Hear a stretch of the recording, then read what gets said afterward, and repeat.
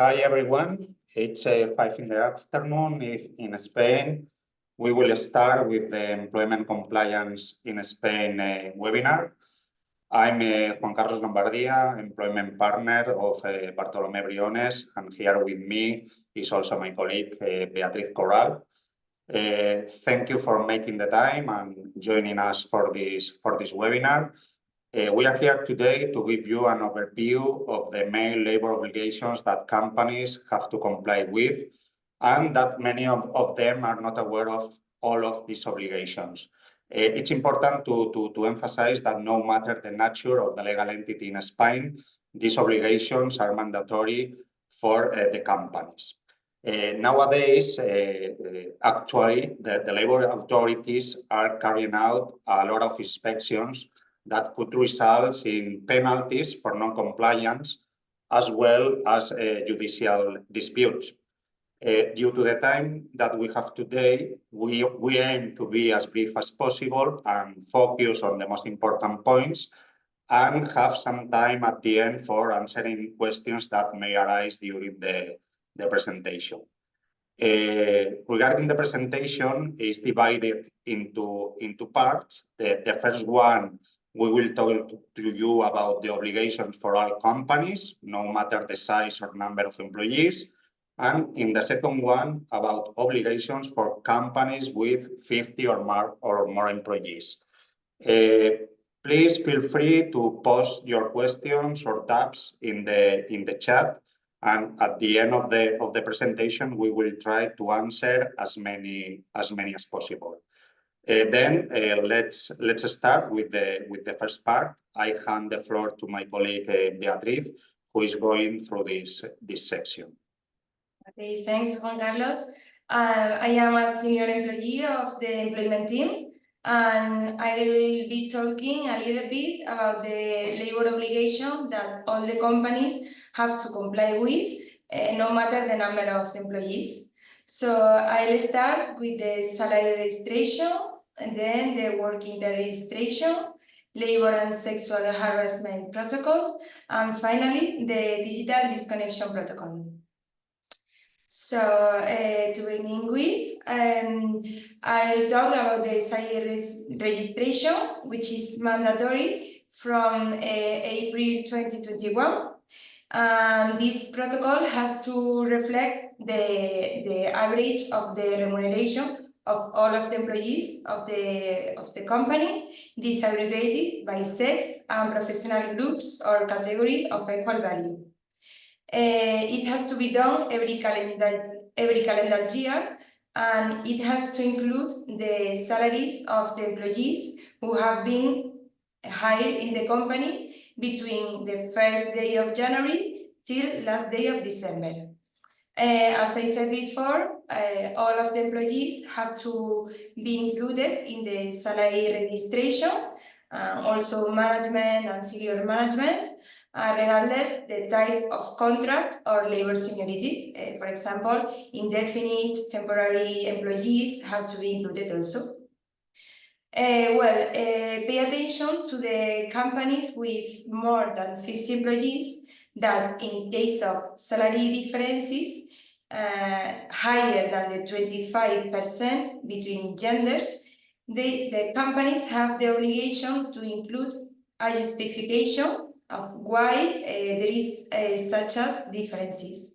This is that the company has to accredit and justify that it is due to some factor such as responsibilities of the employees, or seniorities, or the people who have in charge of them, and among others.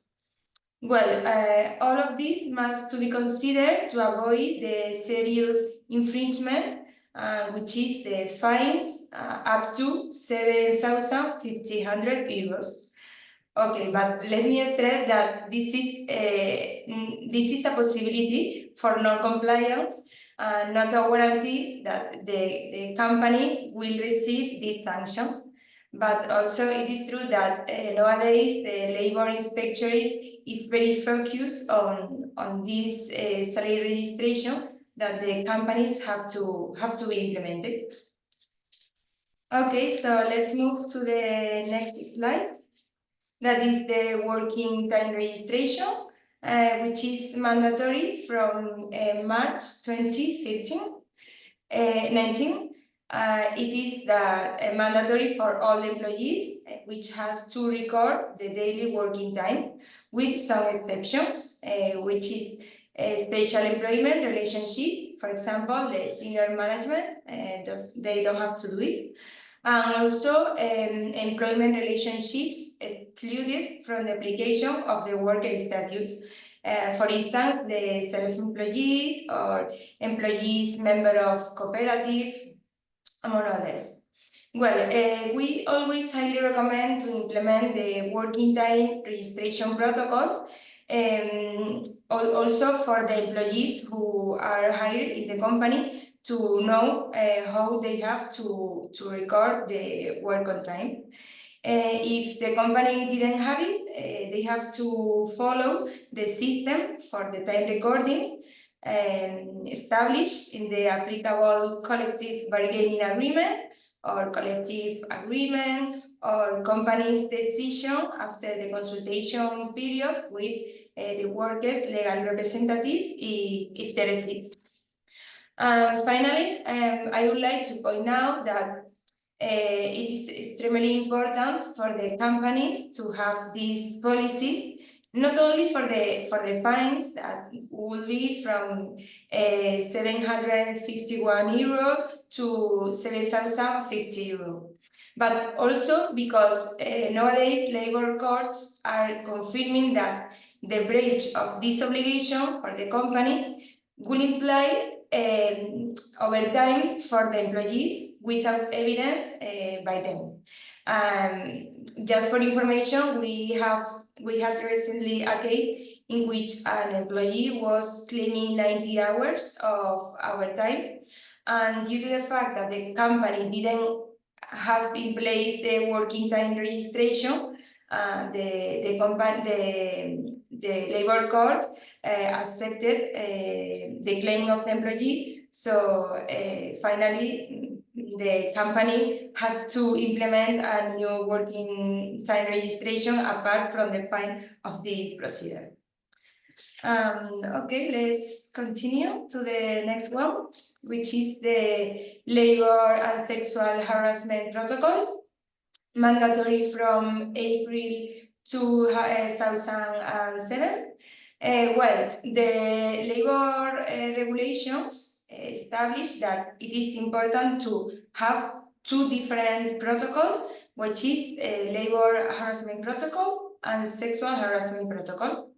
They have to be different and they have to include the measures to prevent it, and also the procedure in case an employee, for instance, claim that he has been suffering harassment in the company, and all the employees have to know the procedure to be taken.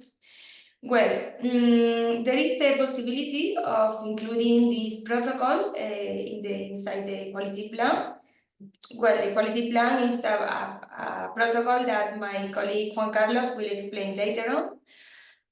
Regarding the validity, it depends on the inclusion of the quality plan. So if it is included, we have to follow the duration of the quality plan, and if not, we have to follow the agreement with the workers' legal representative if there is it.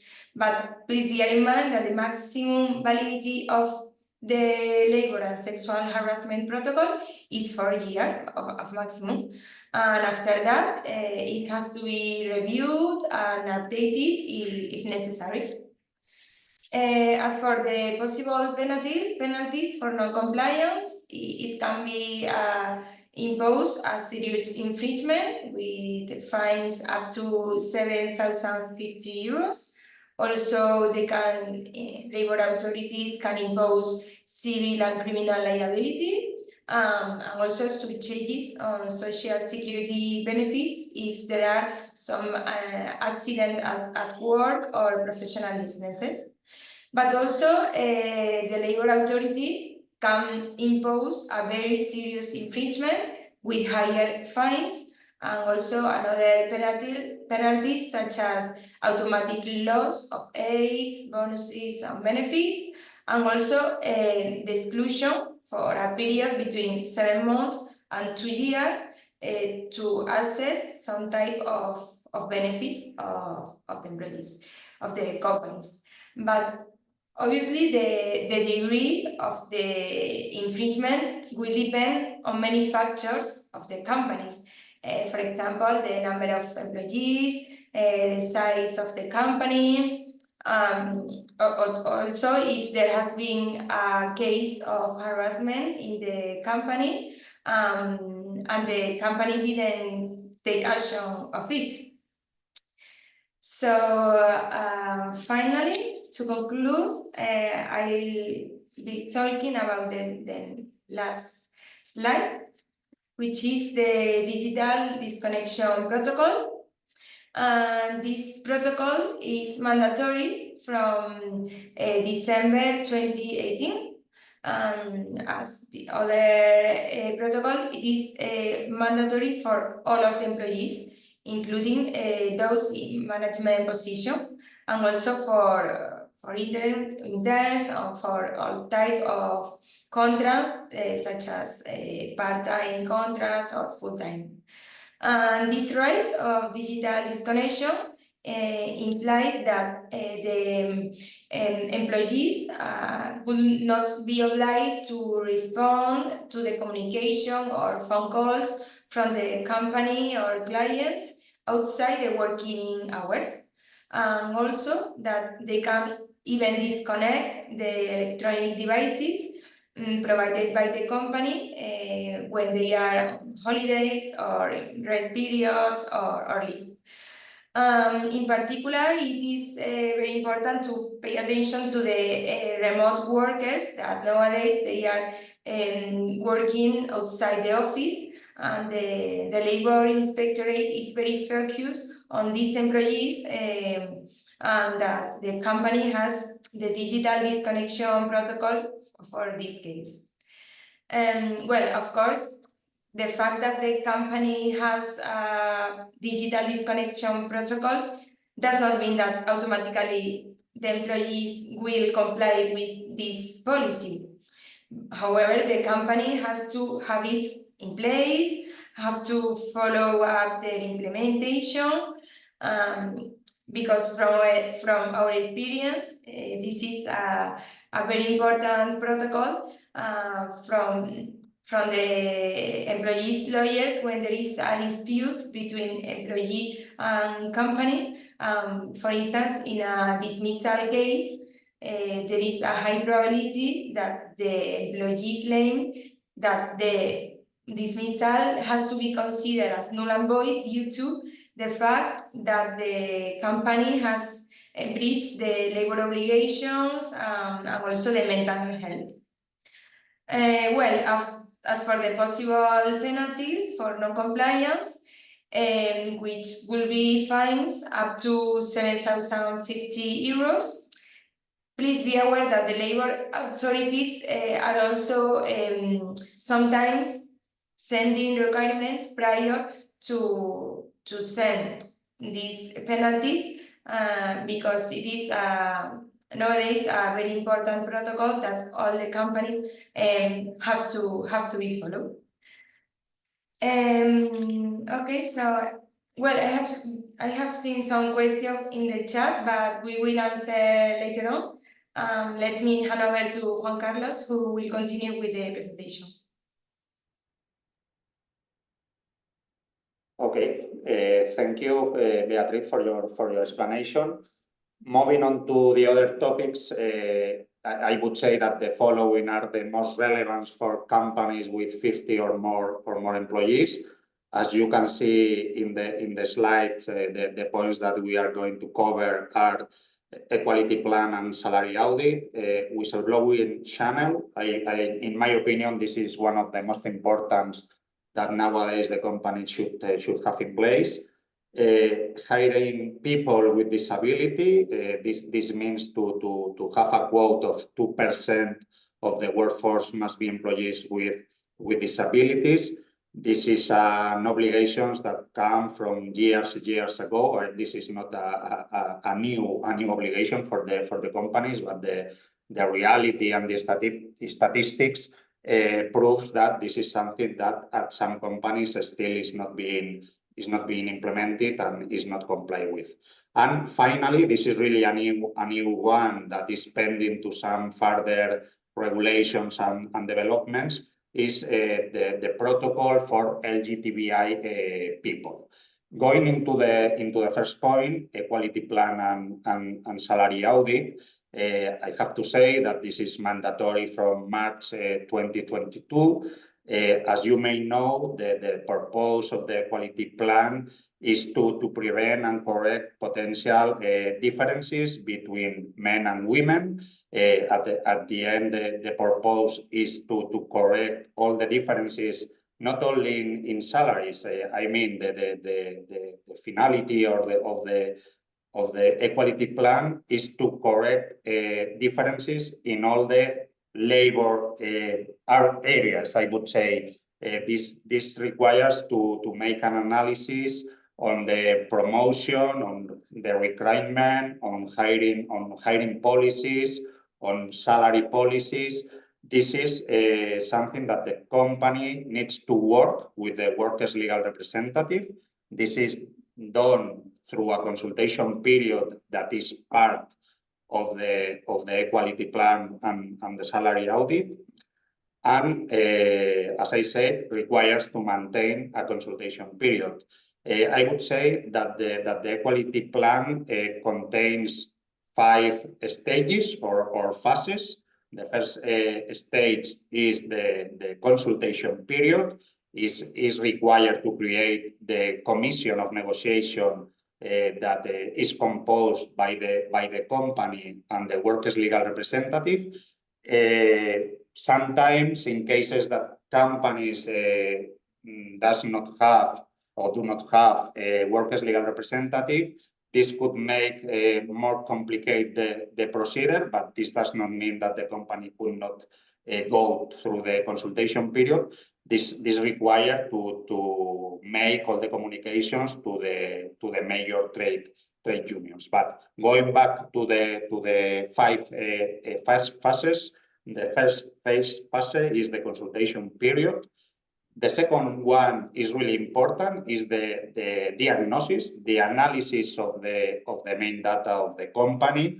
This implies to make a detailed and deep analysis of all the policies of the company, of the professional categories of the company, the salaries of the company, for identifying these potential relevant differences between men and women. At the end of the day, this analysis and diagnosis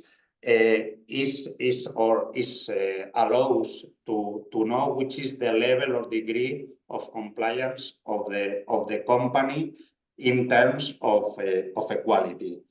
The next stage is the design and approval and registration of the equality plan. Once approved with the workers' legal representative, mainly this plan includes the actions that need to be carried out for rectifying some of the differences that has been detected through the diagnosis part, and also to schedule and to monitor the equality plan. That this is related with the next stage, that is the monitoring of the equality plan. I mean, as you can see in the slide, the validity of the equality plan is 4 years. But during this 4 years, it does not mean that you approve the equality plan and the company is not required to do anything else. Really, you need to take care of monitoring the different actions that have been identified in the equality plan. And something important that sometimes is forget by the companies, that the equality plan needs to be updated in case that substantial modification happens in the company. This could be the case of purchase a business unit that is integrated on the company, or we are facing a merger. This is something that is not only on the corporate side of the company. Really, this also affects to the employment side. And one of the points to be covered and analyzed and update is the equality plan and salary audit. That for sure there could be differences between salaries when we merge two different companies with different salaries, different collective bargaining agreements. This results in a lot of work to be done for being compliant with the equality plan. An important piece of the equality plan and related with the salary registration that Beatriz talked before is the salary audit. Really, the salary audit is included in the equality plan. The salary audit is the document that the company needs to work on for justifying the reasons and the grounds in case that there are differences between the genders higher than 25%. And this requires to go into the salary audit, to review the different professional groups, and to justify why comes up this difference. Sometimes it could happen due facts as corporate reasons, as I said before. On other cases, this could be due to different responsibilities of the employees, but this obliges to the company to really make an analysis of the structure, of the conditions, and at the end of the day, align the potential difference that sometimes could happen because there are no policies regarding salaries, or there are no policies regarding the hiring of the people. As indicated in the slide, the aim of the salary audit is to guarantee equal pay between employees of both genders. The validity of the salary audit is the same that for the equality plan, 4 years. The non-compliance of the equality plan and salary audit, I would say that at the beginning of this obligation, meaning March 2022, the labor inspection was not very aggressive in the way that they manage the non-compliance of the equality plan. And normally, the labor inspection, the labor authorities require the company to implement the equality plan and salary audit with no penalties. Nowadays, bearing in mind that we are 2 years ahead from the legal obligations, the reality is that the labor inspection is imposing fines. There are a lot of companies receiving letters from the labor inspection requesting to provide with the equality plan and salary audit implemented. And in our experience, this is something that companies are conscious of the importance, and is something that is implemented, but we have to point out some points that could affect it to the equality plan and salary audit that require to make these updates of the equality plan and salary audit. I would say that the non-compliance could result in economic penalties that could be classified between serious or very serious infringement. This depends on the employees, the size of the company, but the fine could go from 7,500 euros to 200 to 25,000 euros.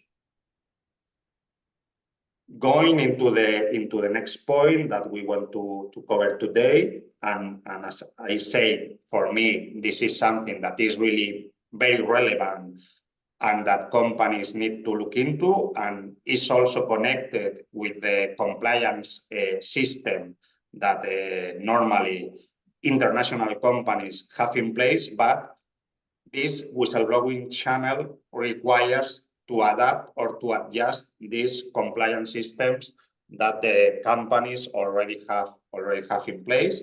This is really a recent obligation. It's mandatory from December 2023.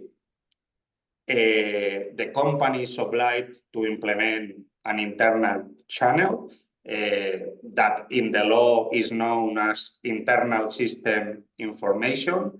It's important for the companies to appoint a person that manages this internal channel. This is something that, although the company could outsource the management of the channel, the law requires that there is a person in the structure in the company that is at the end the responsible for taking care of all the claims that could be submitted through the whistleblowing channel. It's important to create a procedure stating how the complaints submitted through the whistleblowing channel are going to be managed and are going to be treated. And the different channels that the companies could apply, it's very normal to require to digital channels due to the I would say that it's more simple for the companies to manage the complaints through digital systems rather than emails systems or other type of systems. It's a really very important point that the channel needs to ensure the confidentiality and the anonymous way in that the whistleblowers to submit a complaint. And this is something that we have not reflected in the slide, but comes from the law, and is something that for us is really relevant, that the protection that the whistleblower have. It means that the whistleblower could not be retaliated for irregularities reported through the channel. And this is something that sometimes could generate problems, legal problems, because I would say that in the day by day we have seen how these channels, if had not been correctly regulated or implemented an efficient policy, could be used by employees to be protected in case of dismissals, because the result of dismiss a whistleblower or someone that has submitted a complaint through the channel is that could be considered as null and void by the labor court through this protection that comes from the law. For us, it's important to point out two elements that are important. One is related with the time that the company needs to report the whistleblower about the reception of the complaint, that is 7 days, and also the period of time that the company has for resolving the case or closing the case, that this period of time is 3 months. As you can see, really the infringement of the non-compliance of the whistleblowing channel The fines are really very substantial. The fines go from 600,000 euros to 1 million euros. This is really very relevant, and this is, as we said in the very beginning, this is an obligation for companies with 50 or more employees. But there is also an obligation for other entities that are not with 50 or more employees, but that are affected by the money laundering law. If the companies are affected by the money laundering law or the collective bargaining agreement applicable to the company states this obligation, this could also be applicable to companies with less than 50 employees. And this is something that really we encourage our clients to fulfill with this obligation, or at least if there is a channel in place due to the compliance system to regulate the protocol for the whistleblowing channel as a separate one. We move into the other point that, as I said, this is a very formal obligation for companies, that is that 2% of the workforce must be employees with disability. Sometimes it could happen that companies are not able to hire people, or due to the activity performed by the company is not able to hire directly employees. In this type of cases, the law establishes some alternative measures that we reproduce here. The companies could decide to enter into commercial or civil contracts for providing services or for providing goods, also making donations as part of the alternative measures. Or the last, I would say that this is not really very applicable for general companies, that is the constitution of a labor enclave. I would say that normally what the companies do more is A, B, or C, and at the end of the day, this implies to have a level of amounts that is stated by the law to comply with these alternative measures.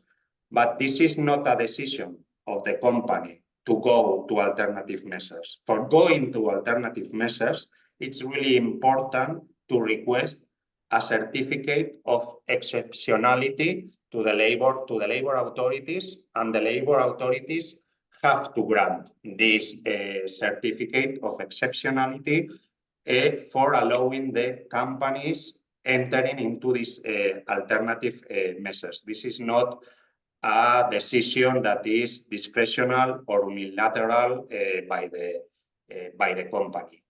Here, as in the other cases, we reflect which are the potential fines that the company could face in case of non-compliance. That this is considered as a serious infringement, with fines from 700 to 7,500 euros. And going into the last point, but not the less important, is the protocol for LGTBI people. This is really new. It's mandatory from March 2024. I have to say that this is still pending of further regulation developments of the regulations. There are some outlines about the protocols and about the environment that the companies need to guarantee to the employees and to the LGTBI collective. But this is pending of regulation, and there are some collective bargaining agreements that can regulate something related with that but there are few nowadays, since this is something that is starting now to be more and more relevant. We highly recommend to define and to create a general protocol in accordance with the guidelines that until now the labor authorities have approved, pending to have these developments. The non-compliance of this protocol is considered as a very serious infringement. And this, at the end of the day, this is linked also with the equality plan and the salary audit. And I would say that I think that this is all about all the obligations for companies with 50 or more employees. We have I have to say that our purpose was to point out the obligations and to give, as I said in the very beginning, an overview, not entering into specific particularities or in the specific details of each of the obligations, but now we can go into the questions, because I see that there are some questions.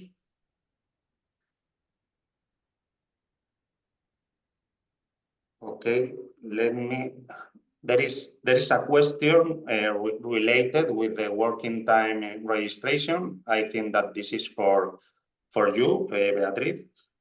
Really a very interesting question, and it's a very practical one that we normally have in Spain. Is related, or the question is as follows: in relation to employees in sales position, is the traveling time to the client's location considered as working time? And in such particular case, how is registered this time in the system? Over to you, Beatriz. Yeah, thank you, Juan Carlos. This is a frequently asked question because a lot of companies has different type of employees. Some of them are in the office, and other of them are sales employees who are outside with the vehicle. So in fact, Labor Court recently has ratified and stated that travel time from the moment they leave home until the moment they reach to the client, it is considered as effective working time.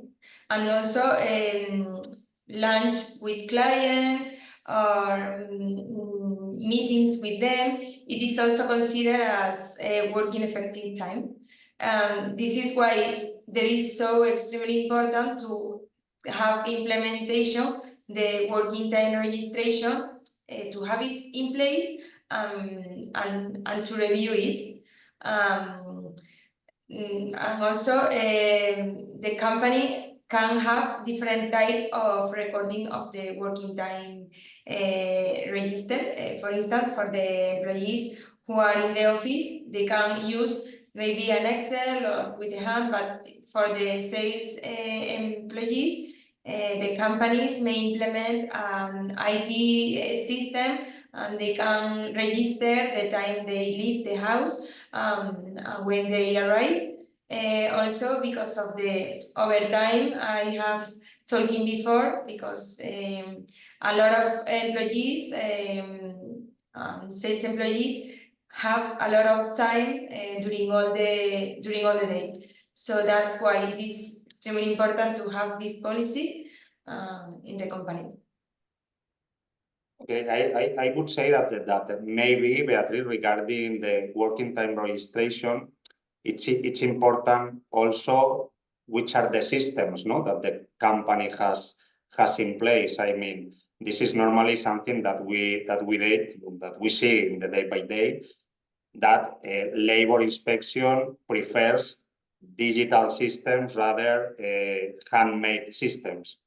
What's your opinion about this, Beatriz? Yes, yes, I totally agree with it, but also that the labor inspectorate is say that some of employees record the exactly, for example, 8 hours during all the day, and it is also have to pay attention because in the view of the labor authorities, it is almost impossible to have record exactly 8 hours per day. So it is also a point of view that the companies have to bear in mind that, of course, they prefer digital systems, but it cannot be automatically decided because the employee have to record it online with a system, but exactly or more or less exactly the hours they enter the working time or they finish. Okay, thank you, Beatriz. There's other question. I think that this is more related with my points. The question is as follows. Let me see.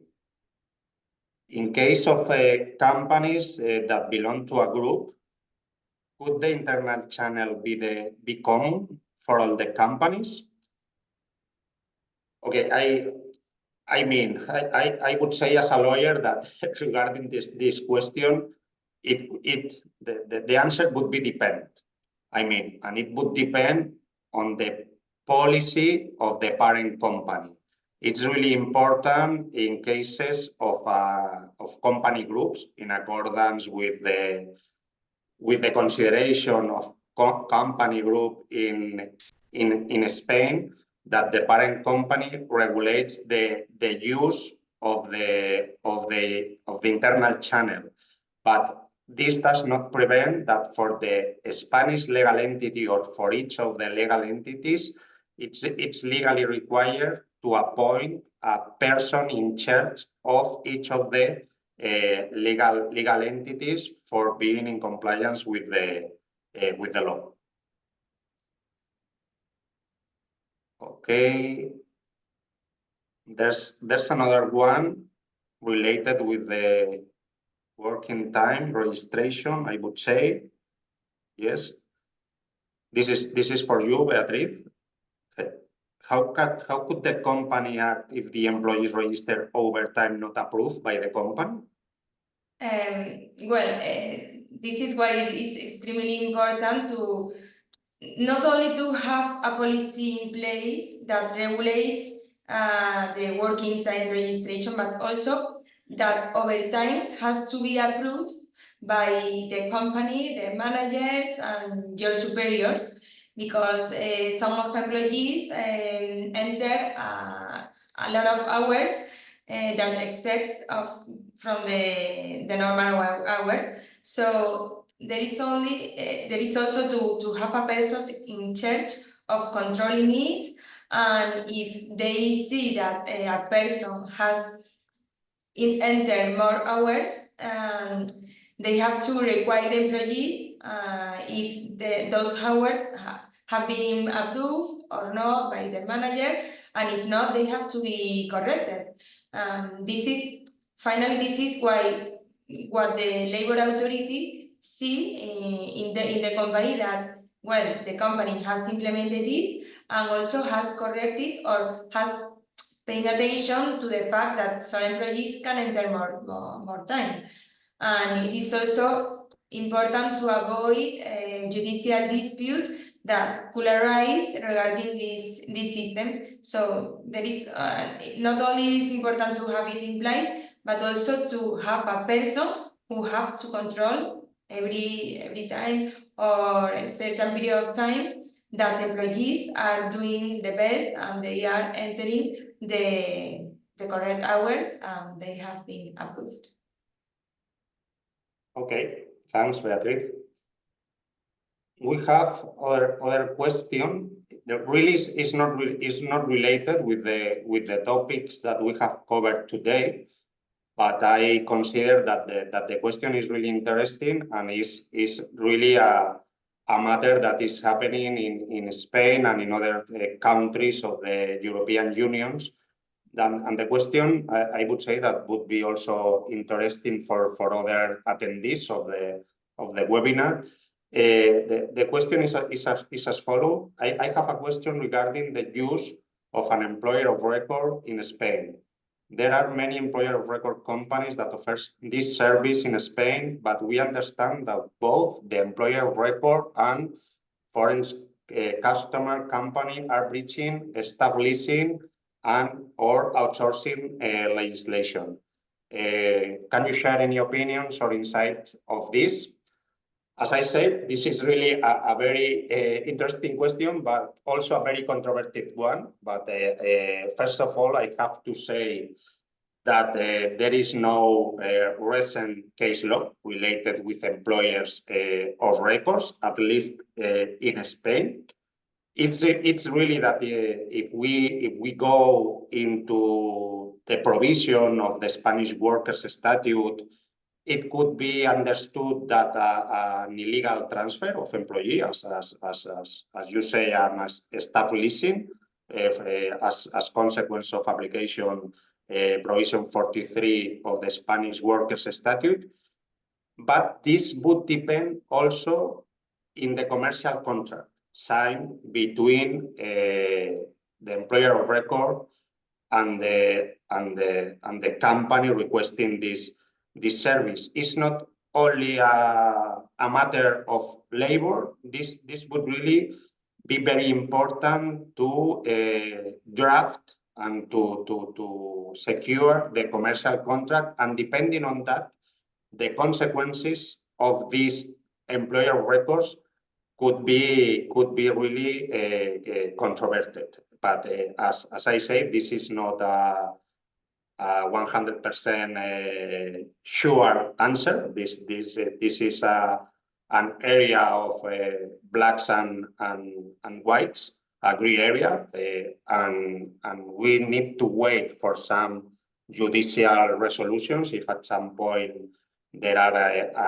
a case in Spain due to the fact that this type of activity grows here in Spain, at least from my experience, with the COVID situation, and from that time until now, this is something that has grown more and more here in Spain, and I also know in other countries, but because this is something that I have discussed with other colleagues in Italy and Portugal and France. But this could give for another entire webinar for discussing about this point. Hope this is helpful for the one that submit the question. There is other question. This is for you, since I have talked a lot, Beatriz. In the event of a merger, should the company take any action with the quality plan and the salary audit or the salary registration? Yes, as you pointed out before, it is like the quality plan and the salary audit and all the protocols have to be updated because it has been negotiated between among the employees who have been taking part in the company. So if there has been a merger and a commercial movement between the companies, it has to inform the negotiating committee, and of course it has to be updated, the quality plan. For example, the measures to be implemented, they will be different if the quality plan was negotiated for 100 employees to 500 employees. So of course it has to be updated and changes many things, many people who have to review also the deadlines of the measures.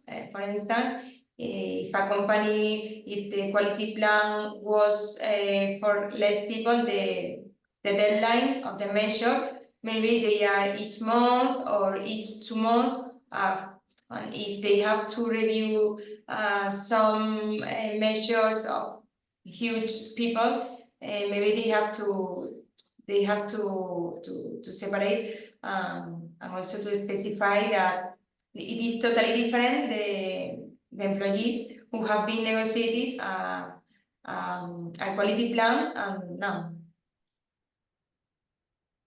Okay, thank you, Beatriz. I don't see more questions. Please feel free to send it later to us. We will be happy to answer more questions if arise after the presentation. I would like to thank you all of you very much for your participation in the presentation. Hope you find it useful, and we will be very happy to hear from you. Have a nice day. Thank you. Thank you. Have a nice day.